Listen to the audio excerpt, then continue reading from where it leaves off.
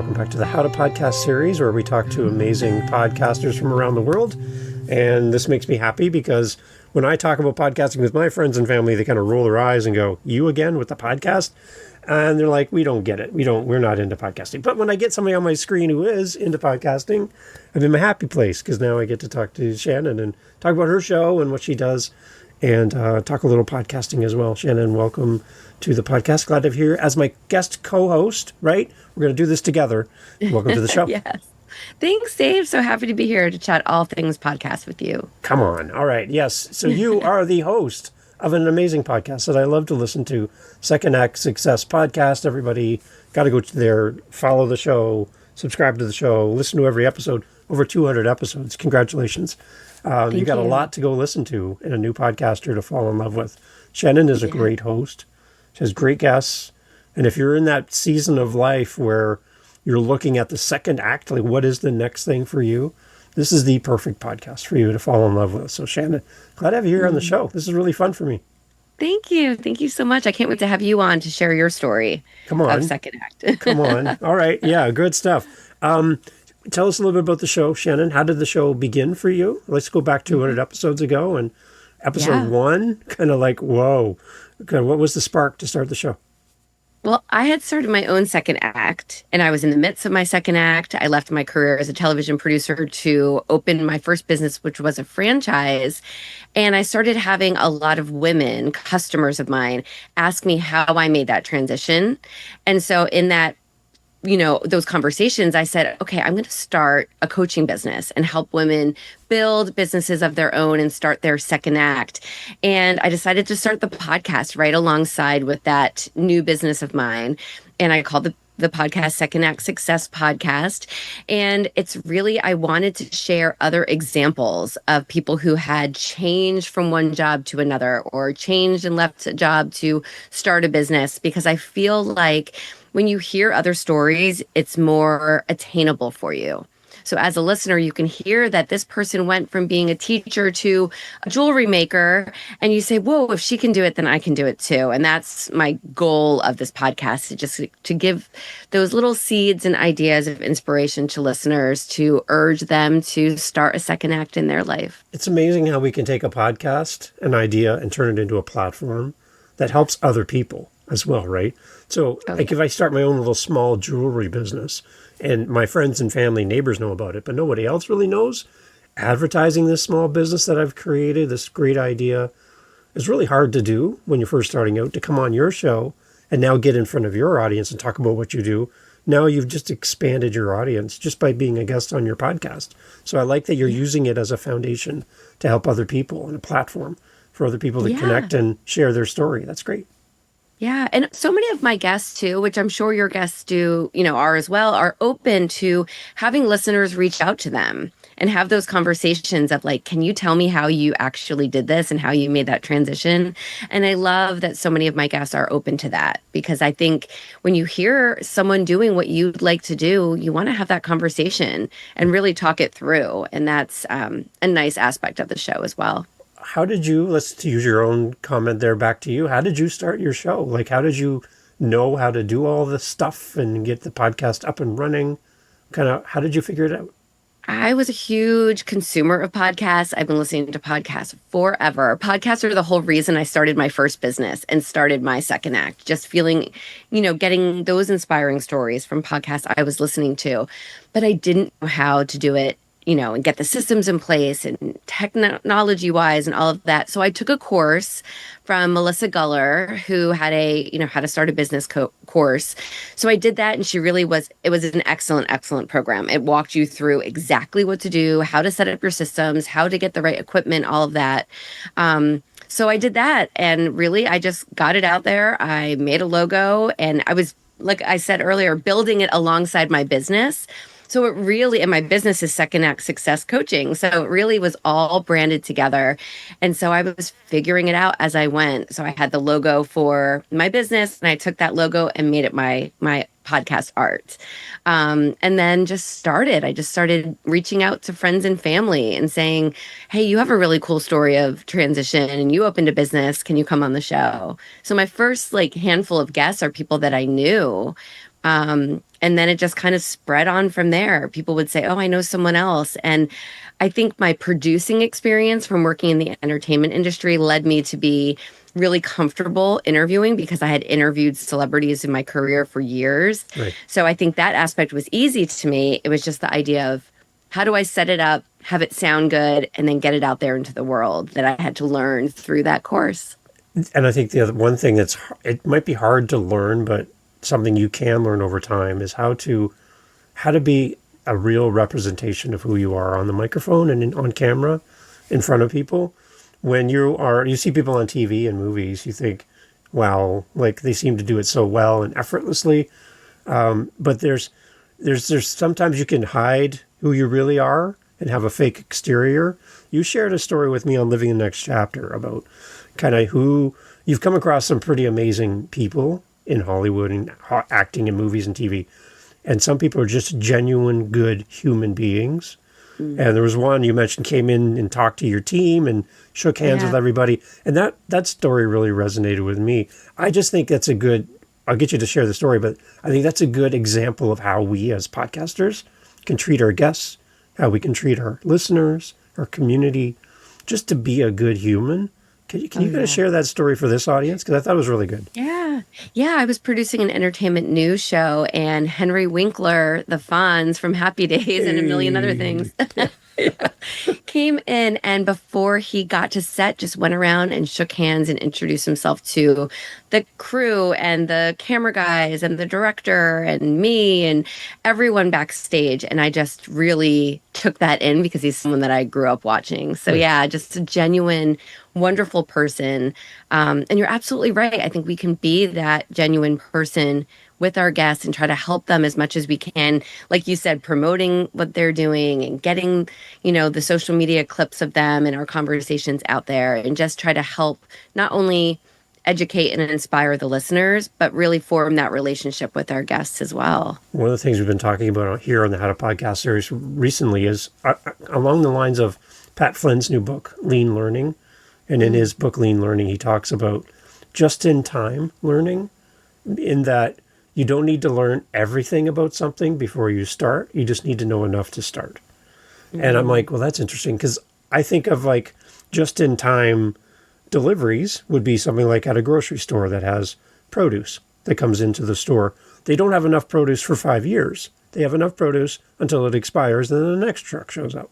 So it's just-in-time shipments, and they sell it, and there's a new batch comes in all the time. That's kind of how we should kind of address our learning cycle as well. Because what I'm finding with podcasters that I talk to is they want to learn everything about podcasting. Like everything, soup to nut, everything, every possible scenario. Like stuff they'll never use for 5 years, but they want to know it now. And they delay starting. There's no action. There's just learning. They have 45 gurus. They've been to 35 conferences. They've bought every program there is, but they've never turned the microphone on. And they have a story to tell, right? So kind of your reaction to this, because I don't know how much you wanted to know before you started, and are you still learning today? I think that's kind of the one thing I think people don't understand about podcasting. We're always learning in our roles. But can you talk a little bit about that kind of just-in-time learning and how important that would be from your perspective? I love that idea of just-in-time learning. And I always say done is better than perfect too. And it's true. I feel like I wanted to know technically how to have it sound good and get it up, on my RSS feed. Right. I wanted to get the show out there, and I knew I wanted to be consistent and do a weekly show. I wanted to stick with that. And I think that's what's helped me get in the top 2% of podcasts, is being consistent for these last few years, getting over 200 episodes. But I'm learning the entire time, because I was not perfect, and I cringe to go back and listen to those early episodes. But it's the idea that I got it out there. And since then, things I've learned is, it doesn't have to be an hour. Really, the shorter, the better, in a sense, because that's what the time is that listeners have. It's that drive to school, or it's that drive to work. So I've shortened episodes. I've tried solo episodes, guest episodes. I've tried different produced intros. I've learned different things over the years to try and see what works. So it's always that A/B testing.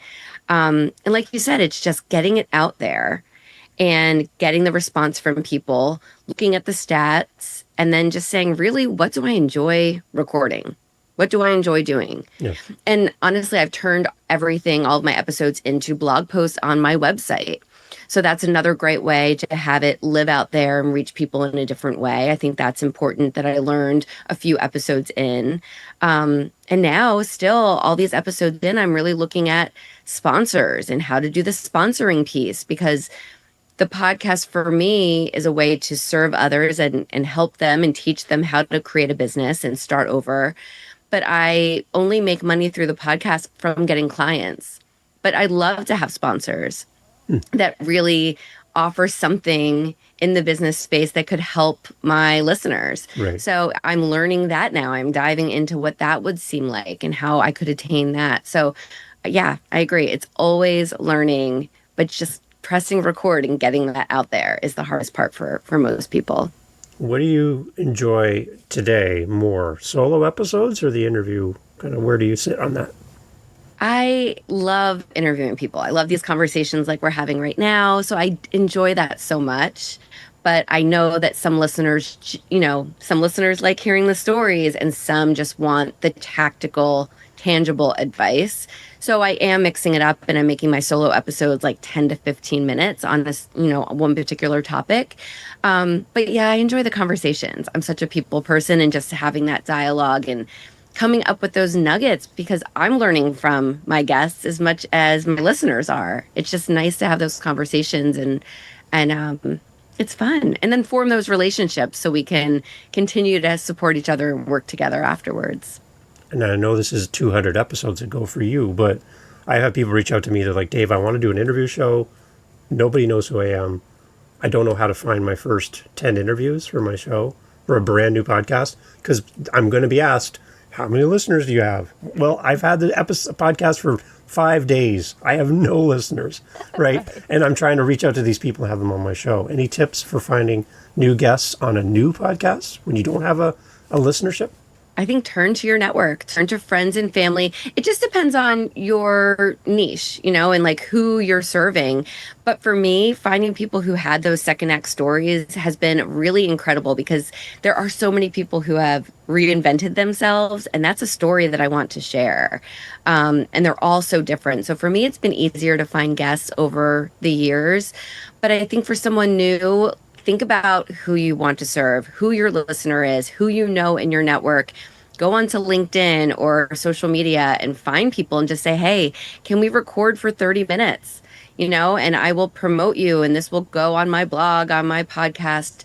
And then there's resources like we were talking about earlier, Podmatch. Mm-hmm. Podmatch is incredible. I've met so many incredible people.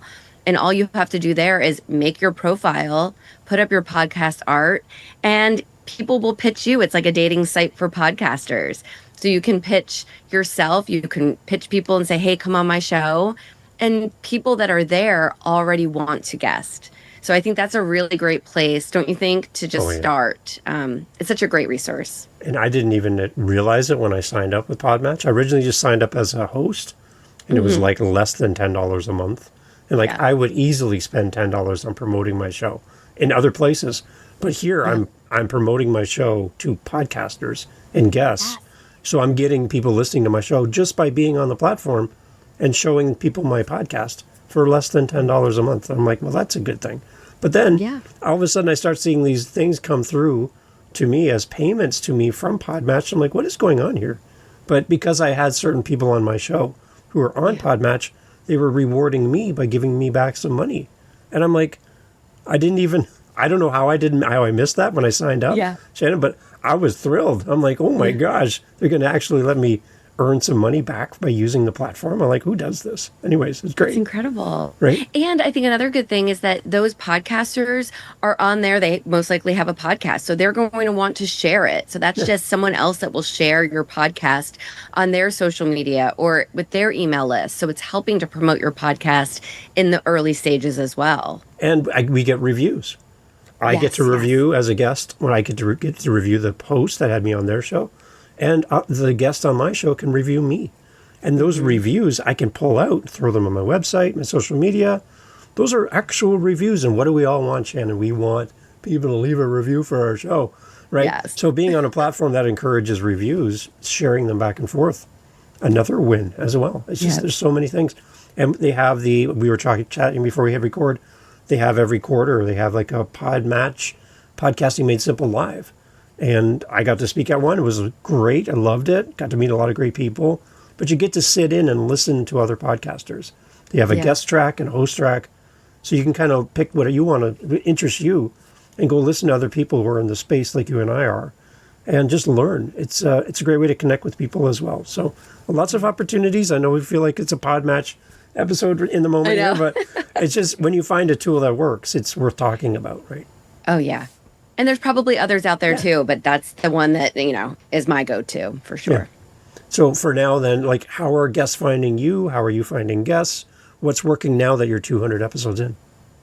Yeah, it's a lot of referrals. It's a lot of people who know me through, my business and through the podcast that say, "Oh, I know this person who has a really great story." And they'll send that person over to me. And if their story is great, then I'll say, "Sure, here's my link. Sign up to record with me." And when I do guests on other people's podcasts and we have that relationship and they have a story to share, I'll say, "Come on mine too." So I can find guests very, very easily. Like right now, I'm pretty much booked up through the end of the year with interviews for my podcast, which means I'll have episodes way into 2026. So it's just kind of saying yes to people when you meet them or when the opportunity comes your way and saying, "Great, I might not be able to interview you for a few months and it might not go up for 6 months, but if you're up for it, let's do it." Right. So always looking for that opportunity and letting people know that you're open to referrals too. Do you ever get any pushback from guests when they find out there's a waiting list, like a waiting time for their episode to go live? I've had it on some of my shows. They're like, "Wait, you mean it's not going to be live today?" Like, do you ever get that kind of ask from your guests? I have a couple of times, and I usually let them know when we're recording that this won't go up for another 3 months or so they know in case they have a new launch coming up. And I always say, if there's something new that you're promoting, let me know. I'll let you know when the episode's coming, like a week before the episode releases. You can let me know if there's anything you're promoting, and I'll put it in the show notes. So, but I do. I mean, and honestly, if there's something specific or something that they want to promote earlier and they ask, I'll try to move it up earlier. But, sometimes when you're lucky enough to batch like that, I like to batch record so that I have episodes that I can take my time editing and get up. It just makes our life as podcasters easier. Yeah. So hopefully people are just happy to promote themselves anytime. The funny part, I batch record for my podcast as well. And there's people who will reach out to me, Shannon, they're like, "Oh, I loved what you talked about this week." And I'm like, "Man, I recorded that episode 2 months ago. I don't even remember what I said." Right. And you're like, "I got to go back and listen." But yeah, I just love that we can do that when you have time. Yeah. Block off time in your calendar. You're already set up to record. You don't have to set up and tear down all the time. Record a bunch of episodes as much as you can. Put them out there, post-date them for the future, and then you can take a break. Go play with your kids, go for a swim in the pool. And your podcast just chugs along in the background, right? It's really kind of great. Yeah. You get those systems in place. I think once those systems are in place, then it really does become this well-oiled machine. It doesn't have to be where, I started a podcast and every single week I have to record and edit and record and edit and post. It's just find what works for you. I go into the Facebook groups and I see, help, my guest canceled, my episode goes live tonight. I need somebody now. And I'm like, there's nothing about what the show is about. It could be a gardening show. It could be a movie review show. I have no idea what your show is, but they need a guest. And I'm like, I feel bad for you in that moment. I'm like, that's terrible when your guest cancels, but maybe recording a little bit further in advance might be helpful. I don't know. And that's when I see that, I'm like, oh, ow, right? Yeah. Or be prepared to do a solo episode. I mean, think about it. We can turn the mic on and literally talk about any topic that relates to the podcast or the business or something happened that week. Because as podcasters, our listeners start to learn and feel like they're friends of ours. And that's what we want, right? We want that relationship. So even if you just say, "You know what, I'm having a bad week. This is what happened. I'm just going to talk about it for 5-10 minutes. That's still content you're putting out there. And chances are that listener is going to be able to relate to something and just appreciate that you are a real person behind the mic. Any heartwarming stories that came into you from a listener or a guest or something that came in like an email or a voice message or something, and you're like, you weren't expecting it, and you're like, oh, I'm on the right path. Like somebody left me some kind of feedback about my show. Anything come to mind? Well, I love just reading reviews, and when new ones pop up, it's very exciting. But there was one call, like I do free strategy calls with potential clients, and this woman came on and she was giddy and she was like, I'm a little nervous because I've been listening to you for well over a year now. And I thought it was very awkward at first for me because I was like, oh, why are you nervous to talk to me? But how cool is that? Or it was very cool to me that she felt nervous talking to me because she was a fan and was a listener. And but it was also very cool because she felt like she knew me and then wanted to work with me. So we started off our working together relationship like we already knew each other, and it was really cool to have that happen. That is something that I'll always remember. It hasn't happened again, but I still remember that moment. It was really, really fun.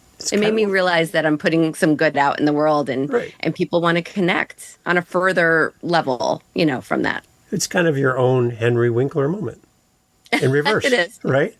Here's Henry Winkler walking in. You're like, oh my gosh. And now here's somebody on your screen going, oh my gosh. Right? Like, it's so kind of funny. neat. Yeah, you're right. I think that's one thing podcasters might not anticipate when they first start a show, is that people are going to treat you like a companion in life. Like they're going to take you with them. And the fact that you show up on a consistent basis, whatever that is for you, they build you into their calendar and they look forward to hearing from you. Right. And I share this with some people in the past, Shannon. I had one person reach out to my show, and I thought it was going to be one of those heartwarming moments. And what the email basically said, hi, Dave. I listen to the How to Podcast series, but I don't listen to your show for the content. And I'm like, and you just tilted your head like I did. I'm like, wait a minute. I put a lot of work into this show. And they said, I'm never going to start a podcast, like ever. I'm not interested in podcasting myself, but I love your voice. And I love hearing you on a regular basis. And there's times where I just need to hear you talk. And you could talk about anything. I listen to anything you say. But thank you for creating this show. And I'm like, wait a minute. So it's more than just content. Because everything I hear in all these rooms and from stages is content, content, content. But what about companionship, companionship, right? I don't hear that very often. And to see that email come in as proof that people will build you into their lives, like that's another whole level, right? Yeah. That just gave me chills, Dave, to think about that. Yeah. Right? And you do have that very comforting, warm voice. So I can see that person just saying, look, I'm hanging out with a friend as I drive to work today. Right. And let's hear but why doesn't he want to start a podcast? You have to convince him. I'm like, I got to convince him. I feel like I won and lost at the exact same time, right? I'm like, dang, right? Yeah. But that is very cool. That's a huge compliment to you. Right. And that's one, like, for me, I encourage all podcasters when I help them start up their show. I want you to go into your email service, whatever you're using, create a brand new folder and just call it your happy folder or something. And every time, and be very diligent with this, anytime you get feedback from anybody, hey, Shannon, I love being on your show. What a great interview. Those emails, you read them and you delete them or you do something with them. But put those into that happy folder. And those days when you're just not feeling it, go in the happy folder, grab a cup of coffee or tea, and just start reading. Go back to the beginning and go, oh, I remember when this person was on my show. I remember that interview. I remember that message from a listener, right? And just refill your tank, right? I think that's really important for us to do that. So I always say, like, dig the well before you're thirsty, right? Do this thing, and be diligent about every time you hear from somebody. Put a copy of that into that folder and just keep it. You never know when you're going to need it next. So, and I do that. That's great advice. People send messages, and again, they don't come as often as we want, but only a small portion of our audience will ever reach out to us. Right. Because everybody assumes everybody else is doing it. So why would they care about what I have to say, right? It's so but true. We don't hear from people as often as we wished, right? So as you listen to Shannon's show, Second Act Success, you got to go and leave her some messages. I know she'd love to hear from you as well. It's so funny that you bring this up because I wrote a book recently and I've realized how important reviews are for the book. Yeah. And so as an avid reader, I now go and I leave reviews for books that I read because I realize it's important to me. And it's the same thing with podcasts. I try to leave a review every time we hang up. You know, I'm guesting on a show. I ask people who are on my show to please, because it is so important to us to get that feedback. Because whether you're a podcaster, an author, any kind of solopreneur, you're doing it solo. You're by yourself. So you don't really know how your content is resonating. And those reviews going into that happy folder, like means so much. So yeah, absolutely. I'm leaving you a review of both of the podcasts I've guested on right after this, if I haven't already. Awesome. And one of the things I gently push back on podcasters who come to me who are kind of complaining that they're not getting reviews. They're not getting feedback. They're not getting, so nobody's using my Buy Me a Coffee link. Like, there's all these things. They're like, why is it not working? My gentle pushback and loving nudge to them is, when was the last time you've done that for somebody else? And you get this stare like, oh yeah. Well, if you are expecting it and you would like to see more of that, I think we need to put that out into the world as well. So one of the things I do when I work with a new podcaster is I get them set up with SpeakPipe, which is a way to get voice messages, right? Yeah. And SpeakPipe is great, and it's free for like 90 seconds or something. So you don't have to pay for it, which is great for a new podcaster. But I get them to set it up, and then I say, send me your link once you set it up, because it's causing them to act now, go beyond thinking to action. So when they send me the link, I said, I just want to be your first voice message. I want you to see that it works, right? And see how it works. And I want to be the first person to leave you a message. That's my goal. So set it up and let me know when it's ready. If I don't hear from them from a week, I email them back. I'm like, hey, I'm waiting for that SpeakPipe link. When can I get this? Yeah. Right? And they're like, so they do it. Eventually, they do it. And I get to be their first link, or first message. And then another one I get them to do is their Buy Me a Coffee, which I mentioned earlier, which is just a great way for people to give to the show. And it's a way for people to show their engagement with the show. And they're like, well, I don't want to be salesy and I don't want to have this. Well, I'm just telling you, sometimes people just want to say thank you. They might not leave you a message, but they will send you a $5 donation, and it'll be fine for them. So I'm like, set up your SpeakPipe and set up your Buy Me a Coffee. Send me the links. I want to be your first donation, and I want to be your first voice message, right? And I want you to do that, and then I want you to do this for other people. So as you come across other people who have these mechanisms in place for feedback or support, I want you to use them and be an active user as well. So that's my encouragement to anybody that's kind of complaining that they're not getting feedback, is to look in the mirror and go, are you a great example of what you want in this world yourself? Are you actually doing the thing?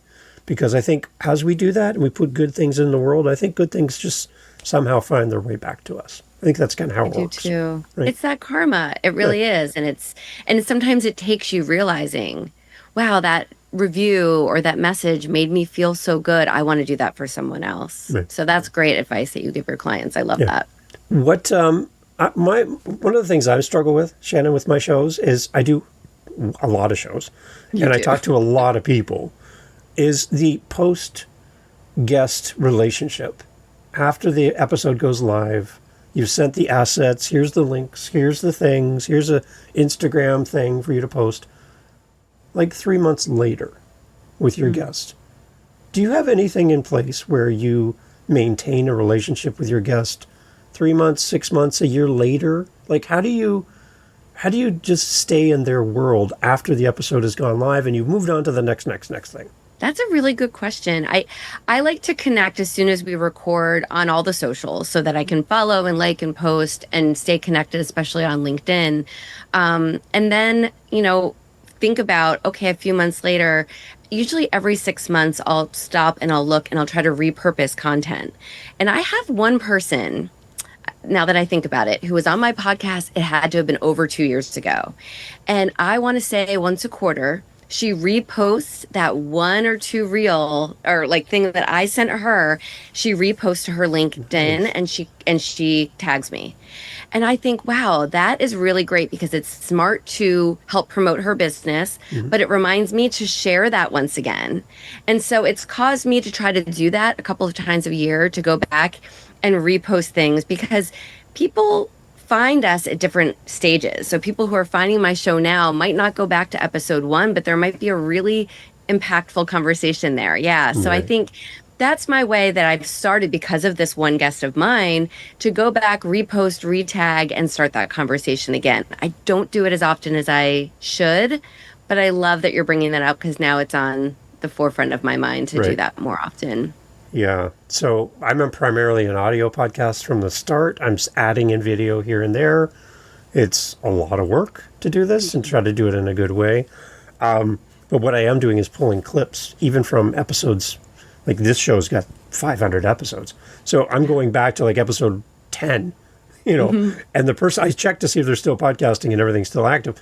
And then if they are, and then I bring it out and I repost it again. And it's just this kind of this hit for them. They're like, oh my gosh, I forgot about this interview. Like it was like 3 years ago. And I've moved on. I've written 5 new books. I got 3 new podcasts. My whole life is different. But what a great reminder of that episode. And, it reconnects us in the moment right away. It's like it reinforces that bond. So that's one of the things I try to do is go back in my old catalog and resurface that. Because you're right. People will come to the show. You're in the over 200 now. They're going to show up like 205, your episode 205. They have never listened to any of your other episodes. They're going to continue from 205 forward. They don't know about all these other great people that have been on your show. No. So I have a little trick that I've been trying and playing with. Ooh, tell me. Now, I don't hear anybody talking about this. No, I don't know if I'm breaking any rules, but there's no rules in podcasting. There's no rules. So what I do is I go into my old episodes. So again, Living the Next Chapter, 600 episodes in 3 years. So I go way back to like the early 2-digit episodes, like episode 13. And I go grab episode 13. I look at when I posted it. I grab the date. When was the launch date for that episode? And I just put it in the show notes of that episode, so don't forget. Okay, so the first thing, because once I do this move, I won't know what the date was. I'll forget. So I just grab the date, I drop it in the show notes, and it's there at the bottom, just at the bottom. Original published date, and here's the date. So there, I have that. So for my memory, because I'm an old person. So then what I do is I go to the part where you can edit the date of the episode, and I move the episode, like episode 13, all the way up to episode 600, up into the 600s. And I put it for like yesterday's date, not tomorrow, because that would be a new launch, and that's not a new launch, but just yesterday. And I just move it up, and I leave it there for a few weeks.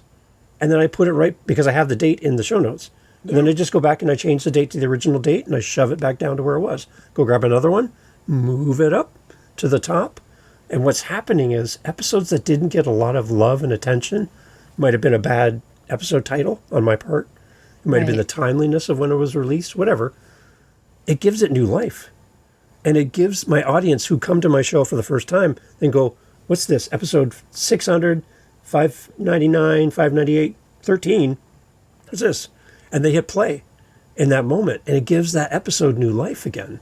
And it just brings it back, right? Do it for a month and then push it back down again. You're not breaking anything. You're just bringing it up to the more recent episodes and saying, hey, there's more here than just what you see on your screen, right? I love that idea. I've never heard anybody say that, Dave, honestly.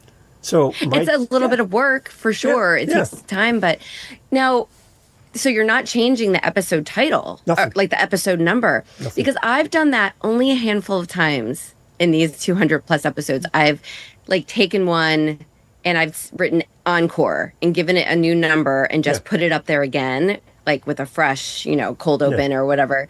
But that's interesting. I've never done that. So that's almost easier than putting it as an encore. Yeah. So I've had like one episode from 3 years ago. It had 35 listens. And I'm like, we could do better than that. So I moved it up, and now it has 135 listens. Wow. Like when I look at my stats for that episode, it was dead. Like there was no new listens to that episode in the last year and a half. Nobody's listened to it. Dave, I have an idea. Yeah. I think when you do that, that's a perfect opportunity for you to tag and share on social with that guest. At the same time, right? Why not? See? Because think about it. When you guest on a podcast, that's you promoting yourself, your work, whatever it is. So you're always going to want to do that. So what a great way, if you like that woman I was saying, when she tags me, I'm like, of course I'm going to reshare it and repost it. And what a great idea. That's a great strategy. I'm stealing from you. Okay. It's kind of like reruns on TV back in the day, right? Happy Days, you didn't just watch the Yeah. episode once. You'd watch it No. again and again and again, right? So Yes. I don't know. I'm just playing with it. Again, I don't hear people talking about this. No, And I never. think the caveat I would say for everybody, don't put it as a future date, because then that would spark Yeah. a new episode identification for your audience, and you're really Right. not a new episode. But No. without changing anything, you don't have to change it. Just change the date. But make sure you write down the original date so you can put it back to where it was in the list, Yes. because then it'll be still numerically in order if that's how you want your show. Yeah. So just make a note of that. And if you're Right. okay And- with a misnumbered list of numbers, it's only temporary. So I know It's only people are like, "Oh temporary. no, it's got to be in order." But just play with it and see if it works. If it doesn't work, then don't do it. But I just Right. putting it out there, going, "Have you thought of this?" Because I don't hear people talking about it. Never. And I think the other tip is to not listen to it, because if it's from way early, you might not like Yeah, how oh, you no. produce that episode. Oh no! Yeah, I have a newer client, and she told me that she's very type A.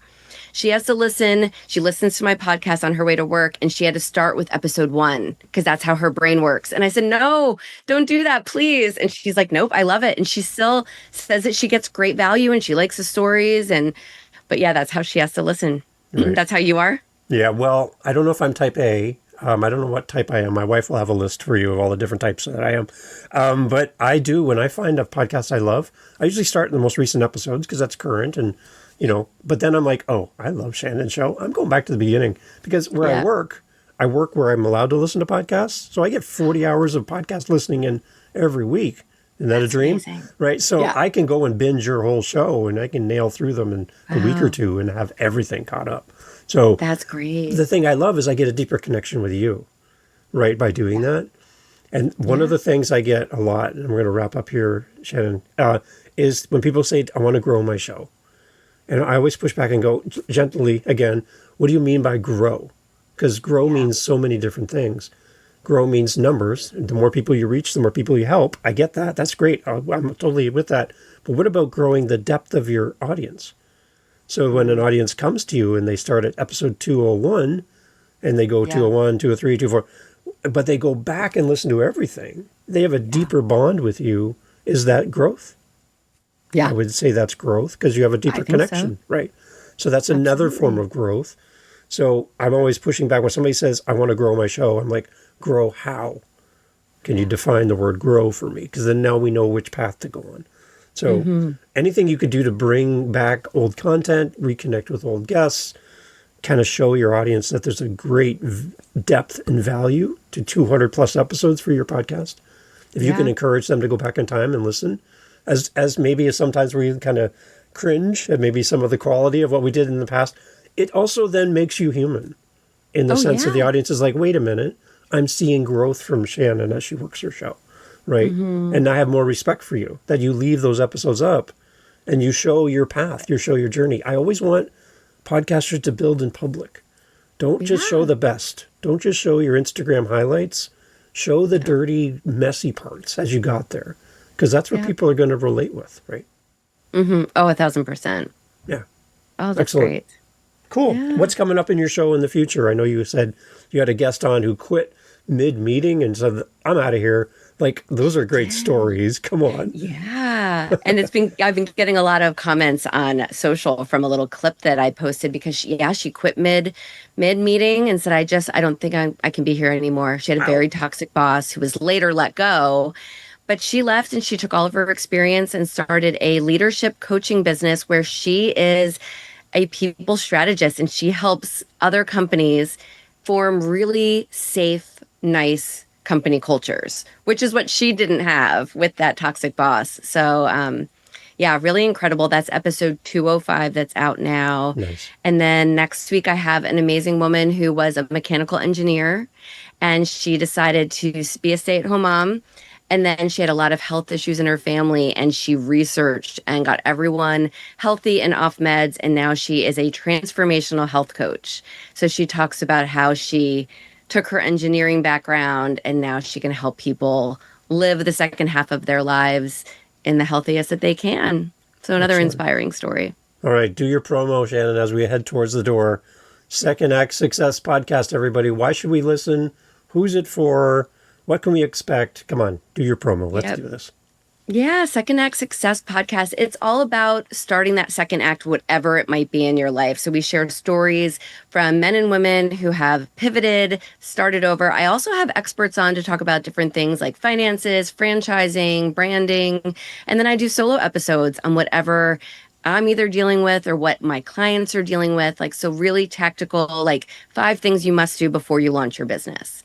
So we really dive into the meat and potatoes in those solo episodes as well. But yeah, you can go to it's really anywhere, and it's on YouTube, and it's secondactsuccess.co/podcast. There you go. Like a true pro. Perfect. I love your show, Shannon. You keep me company at work. And like we said I love earlier, your show. right? It's just nice to know that when you get to meet the person that you admire, you had the Henry Winkler. I have Shannon Russell, right? You get to meet the people that you do life with. It's really kind of really special. So as a listener, you say you want more feedback. As a listener of your show, Shannon, I love how you do your interviews. I love the people you bring on your show.